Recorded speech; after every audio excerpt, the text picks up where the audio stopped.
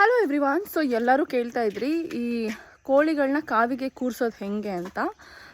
ಹೆಂಗೆ ಗೊತ್ತಾಗುತ್ತೆ ಇದೇ ಕೋಳಿಗಳನ್ನ ಕಾವಿಗೆ ಕೂರಿಸ್ಬೇಕು ಅಂತ. ನಾನು ಆಲ್ರೆಡಿ ಮುಂಚೆನೂ ಹೇಳಿದ್ದೀನಿ. ಒಂದೊಂದು ಕೋಳಿಗಳು ಅವೇ ಕೂತ್ಕೊಂಡ್ಬಿಟ್ಟಿರ್ತವೆ, ತುಂಬ ದಿನ ಅಲ್ಲಾಡದೆ ಹಂಗೆ ಕೂತಿರುತ್ತೆ. ಅಂಥ ಕೋಳಿಗಳನ್ನ ನೀವು ನೋಡಿ ಅಬ್ಸರ್ವ್ ಮಾಡಿ ಅವನ್ನ ಕಾವಿಗೆ ಕೂರಿಸ್ಬೇಕು ಅಂತ. ಈಗ ನಾನು ತೋರಿಸ್ತೀನಿ ಅದು ಯಾವ ಥರ ಕೋಳಿಗಳು ಅಂತ. ಫಾರ್ ಎಕ್ಸಾಂಪಲ್ ನೋಡಿ, ಈ ಕೋಳಿ ದಿನ ಪೂರ್ತಿ ಹಿಂಗೆ ಕೂತಿರುತ್ತೆ, ವಿಚ್ ಮೀನ್ಸ್ ಇದು ರೆಡಿ ಇದೆ ಕಾವು ಕೊಡೋಕ್ಕೆ ಅಂತ. ಇನ್ನೂ ತೋರಿಸ್ತೀನಿ ನಾನು ಕೋಳಿಗಳನ್ನ. ನೋಡಿ, ಇಲ್ಲೂ ನೋಡ್ಬೋದು ನೀವು ಈ 3 ಕೋಳಿಗಳನ್ನೂ ನೋಡಿ. ಇವಕ್ಕೆ ಇವಾಗ ಕಾವಿಗೆ ಕೂರಿಸಿದ್ರೆ ಇವು ಆರಾಮಾಗಿ ಕಾವು ಕೊಡುತ್ತೆ. ಈ ಥರ ಯಾವಾಗ ಕುತ್ಕೊಂಡೇ ಇರುತ್ತಲ್ಲ ಕೋಳಿಗಳು, ಈ ಥರ ಕೋಳಿಗಳನ್ನ ಹುಡುಕಿ ನಾವು ಕಾವಿಗೆ ಕೂರಿಸ್ಬೇಕಾಗತ್ತೆ. ಆಮೇಲೆ ಮೊಟ್ಟೆಗಳು ಅಷ್ಟೇ. ಫಸ್ಟ್ ಟೈಮ್ ನಾಟಿ ಕೋಳಿ ಮೊಟ್ಟೆಗಳನ್ನ ಹೇಳ್ತಾ ಇದ್ದೀನಿ. ಫಸ್ಟ್ ಟೈಮ್ ಮೊಟ್ಟೆ ಹಾಕತ್ತಲ್ಲ ಯಾವುದಾದ್ರೂ ಒಂದು ಕೋಳಿ, ಅದು ಸೈಜ್ ತುಂಬ ಚಿಕ್ಕದಿರುತ್ತೆ, ಅದನ್ನ ಇಡಕ್ಕೆ ಹೋಗಬೇಡಿ.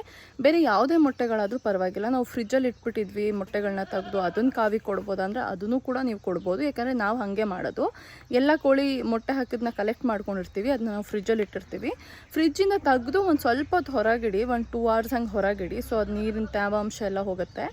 ಆಮೇಲೆ ನೀವು ಅದನ್ನು ತೊಗೊಂಡು ಹೋಗಿ ಕಾವಿಗೆ ಇಡ್ಬೋದು, ಏನು ಪ್ರಾಬ್ಲಮ್ ಆಗಲ್ಲ. ಅವು ಕೂಡ ಮರಿಗಳನ್ನ ಮಾಡುತ್ತೆ.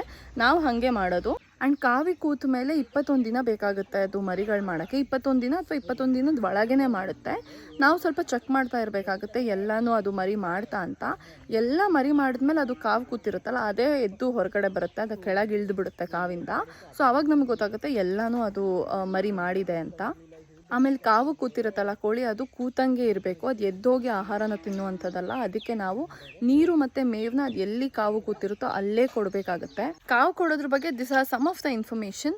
ಆ್ಯಂಡ್ ನಾನು ಮುಂಚೆನೂ ಕೂಡ ಕಾವು ಹೆಂಗೆ ಕೊಡೋದು ಏನು ಅಂತ ಕಂಪ್ಲೀಟಾಗಿ ವಿಡಿಯೋ ಮಾಡಿ ಹಾಕಿದ್ದೀನಿ. ಇನ್ ಕೇಸ್ ಬೇಕು ಅಂತಂದರೆ ನನಗೆ DM ಮಾಡಿ, ನಾನು ಅದು ಕೂಡ ಕಾವು ಹೇಗೆ ಕೂರಿಸೋದು ಏನು 21 days ಆದಮೇಲೆ ಅದನ್ನು ಹೇಗೆ ತೆಗಿಯೋದು ಎಲ್ಲ ಪ್ರಾಸೆಸ್ನು ನಾನು ವಿಡಿಯೋ ಮಾಡಿ ಮತ್ತೆ ಹಾಕ್ತೀನಿ.